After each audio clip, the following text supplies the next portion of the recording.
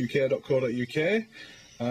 Just replying to a couple of emails I had in this morning and one telephone call regarding the one of the videos, so I thought I'd give you a quick demonstration of the different types of toe caps that there are. Now, all of them have to conform to a standard which is EN12568S. There is a test for that, and it involves basically dropping a really big weight onto the toe cap to see that it survives and can actually reduce the impact on the toe. So there are three types of toe caps. The first, which is a standard steel toe cap, as the name suggests, it's made of steel. It's obviously fairly heavy because of that as well. The next type of toe cap that you get is the aluminium toe cap. Now this is a much lighter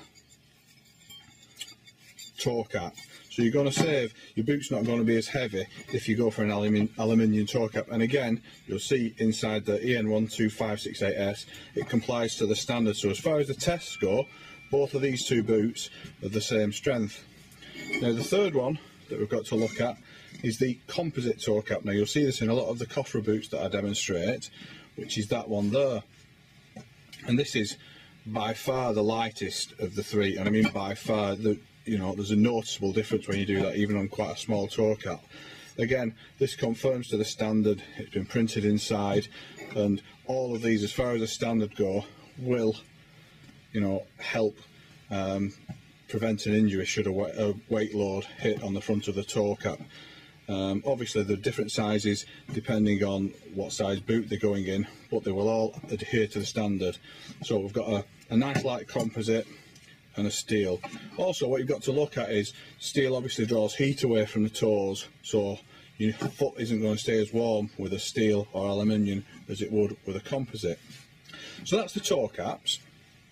Now, some other things that you'll hear me mention on the videos, the midsole.